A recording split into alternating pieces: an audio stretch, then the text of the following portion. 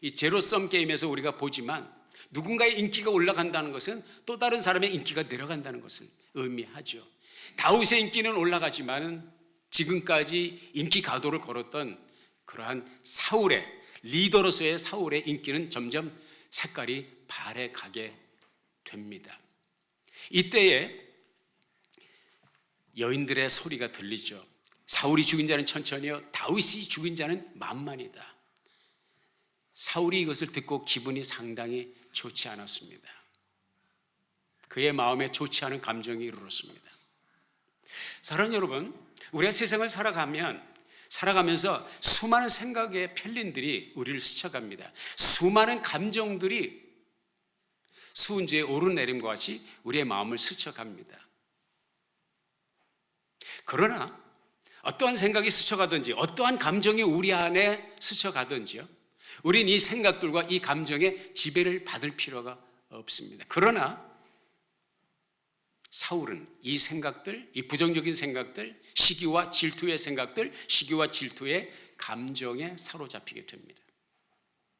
창세기 4장 7절에 보면은 하나님께서 가인에게 그렇게 말씀하십니다. 죄의 소원은 내게 있으나 너는 죄를 다스릴지니라. 다른 번역에 보면 죄가 너를 지배하려고 네 문간에서 기다리지만 너는 그 죄를 잘 다스려야 된다. 잠언서 16장 32절에 보면 이런 말씀이 있습니다. 16장 32절 같이 읽어볼까요? 시작.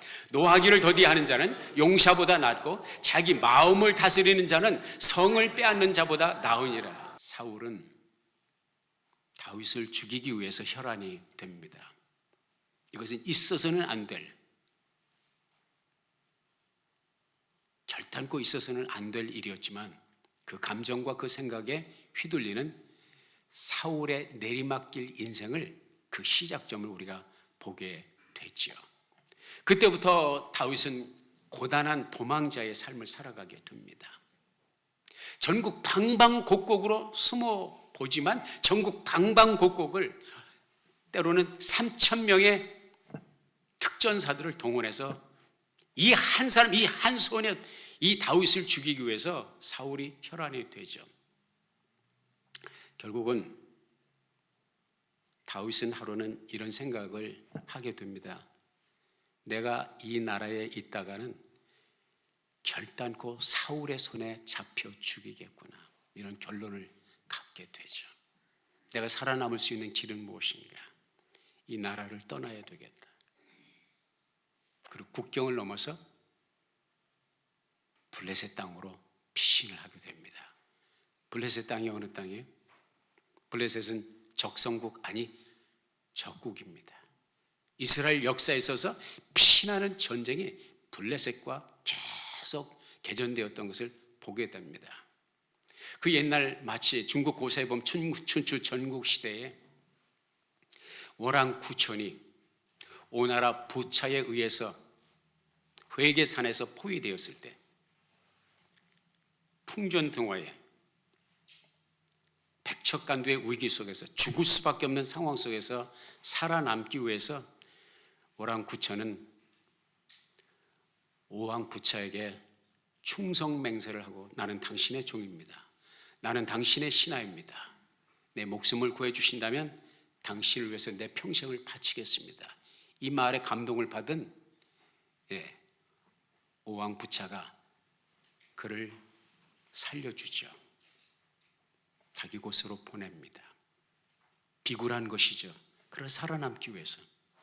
그리고 나중에 힘을 키워서 오나라를 섬멸합니다. 다윗은 그런 심정으로, 지금 지푸라기를 잡는 심정으로, 적국이지만 자기가 그 적국 블레셋의 적장인 대표인 골리앗을 때려 눕힌 사람이지만 살아남기 위해서 그 적국으로 몸을 피신하는 그런 안타까운 상황 속에 이르게 됩니다. 사무엘상 22장 2절에 보면은 환난당한 자, 빚진 자, 마음이 원통한 자가 그에게로 모였고 그는 그 장관이 되었는데 그와 함께한 자가 400명 가량이었더라. 아둘람 굴에 모인 400명의 이 장정들을 이끌고 다니니까 자기가 혼자 피신했다면 사울에게서 피신하기가 쉬웠지만 자기를 따르는 무리가 있기 때문에 몸을 함부로 할 수가 없었습니다.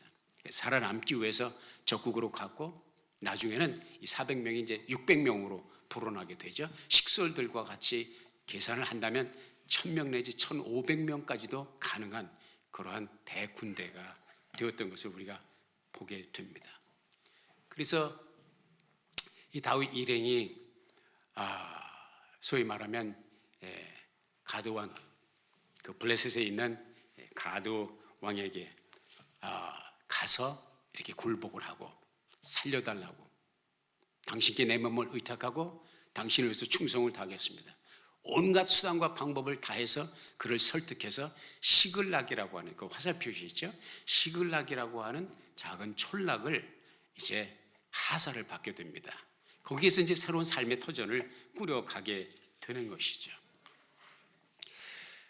그곳에 거주한 지 1년 4개월. 나름대로 그 600명 그리고 그 식솔들은 비록 적국이지만 더 이상 사울에게 쫓기지 않고 더 이상 방랑자의 삶을 살지 않고 그래도 집을 만들고 따뜻한 이부자리가 있고 가족들이 있는 작은 행복을 그리고 작은 미래의 꿈을 살려갈 수 있는 그러한 저들의 삶의 보금자리가 그곳에 있었죠.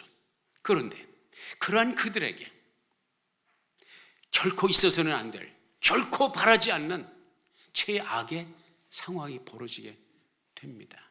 그건 뭐냐? 이스라엘과 블레셋의 전면전이 벌어집니다. 지금 이 600명이, 이 다윗과 600명의 사람들은 어느 나라 출신이? 이스라엘 출신입니다. 이스라엘에서 태어났고 이스라엘을 사랑했고 이스라엘에 살기 원했지만은 그것을 견딜 수가 없으니까 블레셋 땅으로 적국으로 어쩔 수 없이 숨어드는 거 아니에요. 그런데 이 나라가 자기 나라와 전쟁을 하게 되었다. 제가 이게 지금 블레셋에 와서 거기 신세를 지고 살고 있는데 블레셋과 자기 나라 유대 나라 이스라엘이 전쟁이 벌어지게 되었습니다. 참으로 있어서는 안 될, 참으로 피하고 싶은 그런 상황이었죠. 참으로 다행스럽게도 하나님은 다윗이 피할 길을 열어주셨으니 다윗은 이 블레셋 왕의 명령을 따라서 같이 전쟁을 가기로 했지만 600명을 이끌고 가기로 했지만 그 왕의 신하들이 다윗을 못 믿는 거예요. 왕은 다윗을 믿지만 신하들은 다윗을 못 믿어요. 저 다윗이 어떤 다윗입니까? 골리앗, 우리의 장수 골리앗을 눕혔던 무서운 사람입니다. 어떻게 저 사람을 믿고 우리 후진에서 우리의 적 이스라엘과 한 통속이 될 가능성이 있는 저 사람을 어떻게 데려갑니까? 절대로 안 됩니다. 결국은 왕이 지죠. 다윗아, 나는 너와 같이 가기를 원해. 나는 너를 믿어. 근데 저 사람들은 너를 못 믿는다. 어떻게 하겠냐? 이번엔 접고 그냥 돌아가. 내일 새벽 여명이 트면 바로 너희 처소로 돌아가라. 그래서 정말로 천우신조로 그 위기 속에서 다윗은 그 600명의 용사들과 같이 시글락으로 돌아오게 되죠. 그런데 그 시글락에서 다윗과 그 일행을 기다리고 있던 현장은 참혹한 현장이었습니다. 왜 이런 상황이 벌어졌습니까? 다윗과 600명의 용사가 그 시글락을 비웠다는 소식을 들은 아말렉 군사가 급습하여 들어왔습니다. 갔다 오는 시간이 3일이었습니다. 그 시간에 이 시글락은 완전히 유린되어서 불바다가 되었습니다. 잿더미가 되었습니다. 고스트타운 유령천이 되어버린 거예요. 이때 이 상황이 얼마나 좌절과 절망을 주었던지 4절과 5절에 아까 읽었지만 다시 한번 읽어보자고요. 시작. 다윗과 그와 함께한 백성이 울 기력이 없도록 소리를 높여 울었더라. 다윗의 두 아내 이스라엘 여인 아히노암과 갈멜 사람 나발의 아내였던 아비가일도 사로잡혔더라. 여러분 살면서 이렇게 울어본 적이 있습니까? 울 기력이 없도록 울어보신 적이 있습니까? 이런 울음을 울어보지 않았다면 여러분은 아직도 갈 길이 멉니다. 털들려면 그렇죠? 기진맥진할 정도로 방송 대국을 했지만 저들의 마음을 풀 수가 없었습니다. 현실은 바뀐 것이 아무것도 없었습니다. 모든 것이 불타버린 잿더미에서 사로잡혀간 아내와 자녀들을 생각할 때 저들은 더욱 큰 슬픔에 빠지게 되었습니다. 사람이 너무 슬프거나 너무 괴롭거나 너무 고통스러울 때요, 쓴뿌리가 나올 수가 있습니다. 이걸 조심해야 돼요. 이걸 아주 조심해야 돼요. 반드시 쓴뿌리가 나올 수가 있습니다. 이게 본능입니다. 그리고 바로 이어지는 생각은 본능적인 생각이죠. 이게 도대체 누구 때문이냐, 뭐 때문이냐, 그리고 탓할 대상을 찾습니다. 앤서니 그린월드라고 하는 분이 있어요. 1900년대, 1934년도에 태어난 분으로 제가 알고 있는데 20세기에 미국을 주름 잡았던 사회 심리학자입니다. 이분이 그런 말을 해서 benefactance라는 말을 해서 benefactance, 우리말로 딱 번역을 하면 좀 길긴 하지만 잘 되면 내 탓, 못 되면 누구 탓? 남 탓. 이게 benefactance야.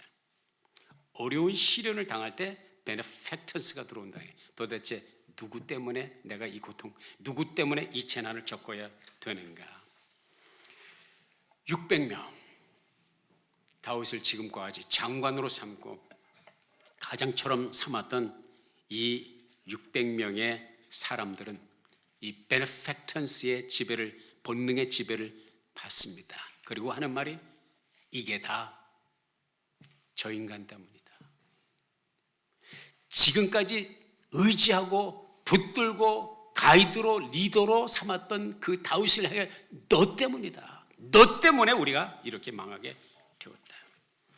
당신이 우리를 아기스 왕의 전쟁터로 끌어들이지만 않았어도, 우리가 당신을 따라다니지만 않았어도 이런 참혹한 현실은 우리가 경험할 필요가 없었다. 그리고 우리 예수 믿는 사람은요, 이걸 뛰어넘어야 돼요. 이거 예수 안 믿는 사람 다 하는 거예요. 본능적으로 하는 것입니다. 그리고 이들은 심지어 다윗을 돌로 쳐 죽이자고까지 합니다. 다윗의 입장에서 볼 때는 더 이상 내려갈 수 없는 바닥에 도달하게 되었습니다. 자기 자신도 목 놓아 땅을 치며 통곡했는데 왜? 자기 가족들이 사라졌으니까. 설상가성으로 자기를 그토록 신임하고 가족처럼 아끼고 돌봐왔던 이들이 자기를 향해서 돌을 던지려고 할 때 다윗의 심정은 어떠했을까? 본문 말씀은 이렇게 해주고 있습니다. 다윗이 6절 말씀에 다윗이 크게 군급하였으나, 개혁성경에 군급하였으나, 개혁 개정에는 다급하였으나, 영어 성경에 보니까 distressed, 히브리어 원어에 보니까 야짜르라고 되어 있어요. 야짜르라는 말은 무한한 압력입니다. 고통입니다. 마음적, 심적, 육체적 고난과 고충과 견딜 수 없는 엄청난 스트레스의 무게. 이 무게를 한마디로 어떻게 표현할까? 저는 그렇게 표현하고 있습니다. 다윗에게 찾아온 인간적 본능의 심정은 어땠을까? 그냥 딱 한마디, 그냥 죽어버리고 싶다. 이 자리에서 모든 걸 끝내버리고 싶다. 왜? 길이 보이지 않습니다. 뚫린 곳이 없어요. 앞뒤가 꽉 막혔습니다. 사방에 막혔습니다. 저들은 돌을 던져서 나를 죽이려고 합니다. 그런데요, 제가 여러분에게 이 말씀을 드리는 것은 바로 이것입니다. 우리 예수 믿는 사람도, 목사인 저도, 섬기는 여러분들도, 하나님의 일꾼들인 여러분들도 우리는 어려운 시련을 당할 때 땅을 치며 통곡할 수가 있습니다.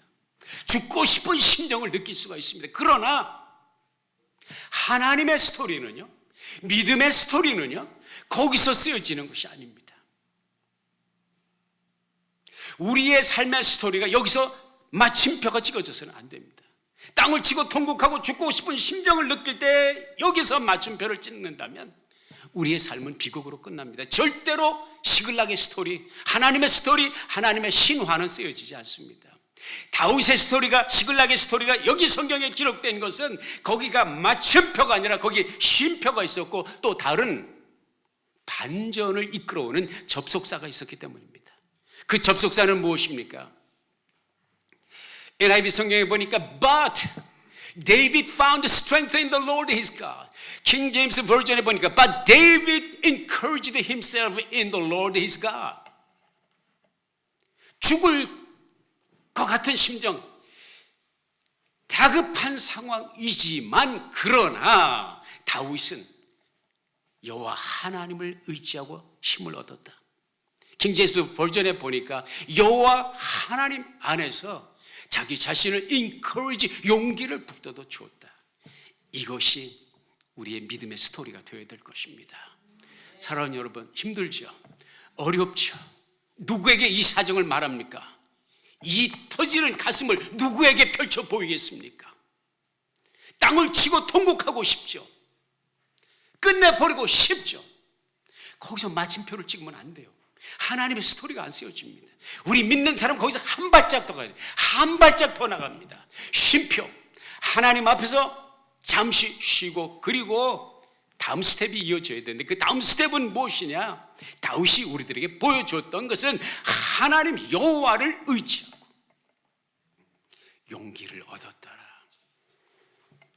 그리고 이 스토리 후에 다윗은 하나님이 주신 용기로 하나님을 의지하는 그 힘으로 다시 일어나 600명의 용사들을 독려하고 그들을 이끌고 쏜살같이 하나님의 인도 가운데 적진을 향하여 승리에 전리품에 흥분하여 먹고 마시고 춤추는 그 적진을 향해서 급습하여 그들을 섬멸하고 약대를 타고 도망간 400명 외에는 살아남은 자가 없을 정도로 전멸시키고 빼앗겼던 모든 것들을 다 회복해 옵니다. 플러스 알파 전리품을 챙겨옵니다. 그리고 돌아와 다윗의 명성은 회복되었고요. 그의 전리품을 함께 어렵고 힘든 자들에게 나눠주면서 하나님의 이름을 높이는 역사가 이루어집니다. 우리는 사무엘 상에서 두 사람의 인물을 만나게 됩니다. 한 사람은 사울이고 다른 한 사람은 다윗입니다. 28장에서 사무엘상 28장에서 사울을 만납니다. 사울은 마치 시글락에서 돌에 맞아 죽을 이 상황과 같은 다급한 상황, 블레셋과의 전면전을 앞두고 아무리 생각해 봐도 돌파구가 없는 사울의 답답한 가슴을 안고 그는 누구를 찾아가느냐? 신접한 여인을 찾아갑니다. 답답하고 힘들고 스트레스 받을 때에 신접한 여인을 찾습니다.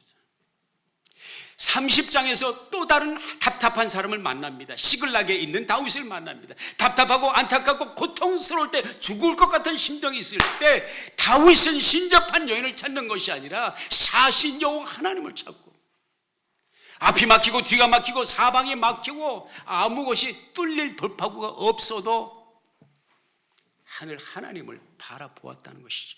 이게 믿음입니다.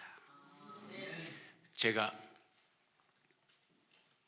지지난주 1월 30날 제가 수술을 받았어요. 이게 이제 비중격 공만증이라고 들어보셨어요? 이건 해보지 않은 사람은 그런 거 한국말도 이렇게 어려워. 예, 그냥 deviated septum이라고, deviation of septum이라고 그냥 한마디로 말하면 코가 삐뚤어졌다는 거예요. 뭐 나더러 복싱하냐고 닥터가 물어보더라고요. 나 그런 거 안 한다고. 어디서 오도 맞으셨냐? 기억이 안 나요. maybe 어렸을 때 자기가 도와줄 수 있다. 참 좋은 닥터분을 만났어요. 혹시 필요하시면 제가 소개해 드릴게요. LA에 계신 분인데 참 좋은 닥터분이에요. 실력 있어요. 수술을 했는데 수술을 하고 뼈를 깎아내고 이제 양쪽에 지지대를 좀 임시로다 이렇게 이제 심어 놓았어요. 답답하죠. 숨 좀 더 편하게 쉬려고 했는데 숨이 더 답답해진 거예요. 그런데 그래서 참 좋더라고요. 뭐가 좋냐? 며칠 고생하면 좋아지니까. 지금은 답답한데 숨이 답답해지는데 점점 더 답답해져요. 첫날은 내가 별거 아니래. 그런데 이튿날 3일 계속 되니까 이게 이제 부어오르니까 점점 이제 코가 막히면서 기가 막힌 상황이 벌어지게 되는데 숨을 쉬기가 어려워요. 최악의 경우는 지난 주일 전날 토요일 날 제가 이제 그 세척 코 세척기 이제 염분으로 그 소금물로 청소하는 거 있잖아요. 린스하는 거. 그걸 했는데 이걸 빼내고서 해야 되는데 다른 너무 성실해가지고 처음부터 열심히 한다고 그래서 그 소금물에다가 이제 한다고 이렇게 물을 했는데 부어 있죠. 소금을 갖다 부었죠. 모세 혈관처럼 이렇게 작은 숨구멍도 그냥 물이 다 막아버린 거야. 이 양쪽에 완전히 100% 완전히 막아버렸어요. 나는 입으로 숨을 쉬어도 괜찮구나 생각했어요. 언제까지? 그때까지. 답답하고 힘들었지만 완전히 막힌 후에 100% 입으로 숨을 쉬어야 되니까요. 토요일날 잠을 잘 수가 없어요. 그 전에도 며칠 동안 잠을 제대로 못 잤죠. 한 2-3시간씩 이렇게 잤는데 토요일날은 완전히 all night. 왜? 입이 타고 말라서 혀가 입천장에 닿는데 모래를 입에다가 한참 몰고 있는 것 같아. 쩍쩍 들러붙어가지고요. 혀가 들러붙어서 숨을 쉴 수가 없어요. 그러니까 1분 내지 2분에 한 번씩 목을 축여야 되니까, 입을 축여야 되니까. 그래 내가 숨을 쉴 수 있으니까. 잠을 자겠어요? 침대맡에 방석을 하나 깔아놓았습니다. 첫날부터 그렇게 했어요. 하나님이 잠을 주시면 자고 아니면 일어나서 기도한다. 토요일 날은 침대에 올라갈 생각을 할 수가 없었어요. 그때 생각나는 하나님께서 생각나게 하신 말씀이 시편 150편 6절의 말씀이에요. 호흡이 있는 자마다 여호와를 찬양할지어다 할렐루야. 그래 내 침대맡에서 방석에 무릎을 꿇고 하나님, 내게 아직 호흡을 주신 하나님, 내 호흡으로 하나님을 찬양합니다. 하늘과 땅을 지으시고 우주의 주인이신 하나님, 나를 이 세상에 보내시고 나를 구속하시사 하나님의 자녀 삼으신 주님, 내 호흡이 내 입에 아직 있으니 내가 여호와를 찬양합니다. 내가 주님을 찬양합니다. 상황은 아무것도 변한 것이 없어요. 그 마음이 그렇게 좋을 수가 없어요.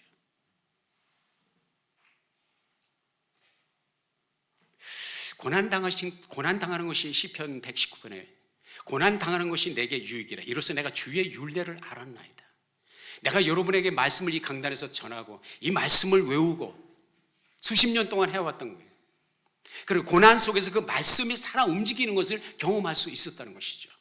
내 몸은 말할 수 없이 고단하지만 내 영이 후리해지는, 내 영이 자유함을 얻어 하나님과 가까이 교통하고 하나님이 나를 그 고난 속에서 나를 감싸 안으시는 새벽이 되었어요. 음성이 들려요. 상황은 변한 게 없어요. 계속 물을 죽여야 돼요. 숨을 쉴 수가 없어요. 그때 내게 음성이 들립니다. 네가 그래도 하나님을 찬양하냐? 네가 이래도 이 모양 이 꼴을 가지고도 네가 무슨 하나님을 찬양하냐? 그때 나의 결심은 사단아, 예수의 이름으로 명하노니 물러가라. 나는 여전히 여기서 호흡이 멈춘다 할지라도 나는 여전히 나를 지으신 하나님, 내 호흡의 주인이신 하나님을 찬양할 것이다. 그러면 숨이 튀어야 될 거 아니야. 숨이 튀는 게 아니라 그 다음에는 이제 없던 것이 도저오더라고. 뭐냐면은 내가 약 10년 전쯤에 담낭 절제 수술해서 담낭 떼어버렸어요. 내가 쓸데없는 인간이야. 담낭 절제하는데 아니 왜 거기가 아파오기 시작하냐고 갑자기. 뭘 쑤시는 것처럼 아파오기. 이게 왜 이러지? 아니 없던 담낭이 새로 생겼나? 그래서 이게 아파가지고 힘들어요. 그때 하나님께서 내게 주신 말씀이 이사야서 53장 5절의 말씀이 그가 찔림은 우리의 허물을 인하며 그가 상함은 우리의 죄악을 인함이라. 그가 징계를 받음으로 우리가 평화를 누리고 그가 채찍에 맞음으로 우리가 나음을 입었도다. 그가 채찍에 맞음으로 내가 나음을 입었도다. 그가 채찍에 맞음으로 내가 나음을 입었도다. 그 말씀을 계속 외우면서 믿음으로 선포하니 5분 정도 지나니까 완전히 사라지더라고요. 할렐루야. 아멘. 언제 그러느냐? 사라져요. 그날 저는 몸은 피곤하지만 교회를 갈 그런 마음의 각오를 가지고 있어요. 우리 사모님은 가지 말라고 당신은 쉬어야 된다고. 나는 가야 된다고. 왜? 어렵고 힘들어도 주일 성수하라고 성도들에게 나는 얘기를 해놓고 아직 사지백체가 멀쩡한데 숨이 답답하다고 교회를 안 나가면 안 돼? 휴가를 따로 받은 것도 아니고. 그래서 가려고 그렇게 마음을 먹었습니다. 그냥 밤은 세운 거고 내가 마스크 쓰고 가면 되니까. 하나님께서 제게 두 마디 말씀을 주셨습니다.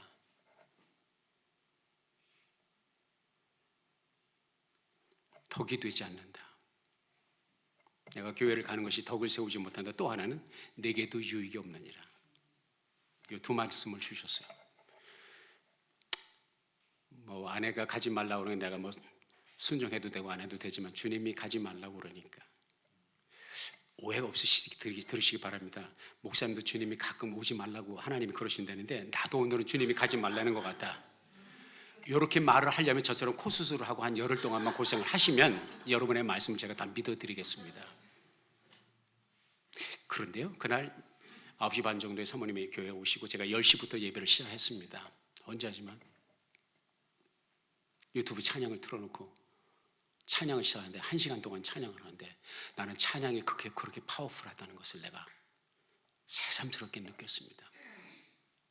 찬양이 얼마나 하나님이 기뻐하시는가를 제가 깨달았어요. 저는 주일날 여러분과 함께 찬양을 합니다. 그러나 많은 시간은요, 제가 마음껏 하나님을 찬양하지 못해요. 왜? 누가 오셨나, 누가 못 오셨나, 그 다음에 말씀을 오늘 어떻게 정해, 이 강단에 설 때까지 말씀이 내 뇌에서 떠나지 않습니다. 이거 놓치면 안 되니까. 찬양을 100% 못해요. 근데 그날 100% 찬양, 하나님께 100% 찬양을 드리는데 또 중간중간 또 우리 아름다운 교회 경배 찬양 팀의 목소리가 들리니까 이게 딱 손을 드는 순간 그냥 눈물이 쏟아지는데 말할 수 없는 폭포수 같은 눈물이 쏟아집니다. 우리 교우들의 얼굴을 또 떠올리면 또 눈물이 쏟아져요. 1시간 동안. 그리고 말씀을 30분 동안, 제가 존경하는 목사님 말씀을 한 30분 동안, 또 그 다음에 말씀을 묵상하고 또 다시 찬양하고 한 2시간 정도 예배를 드렸어요. 나 혼자 부흥회를 한 거예요. 아주 눈물 바다였어요. 아주 옆에 그냥 티슈 잔뜩 싸놓고.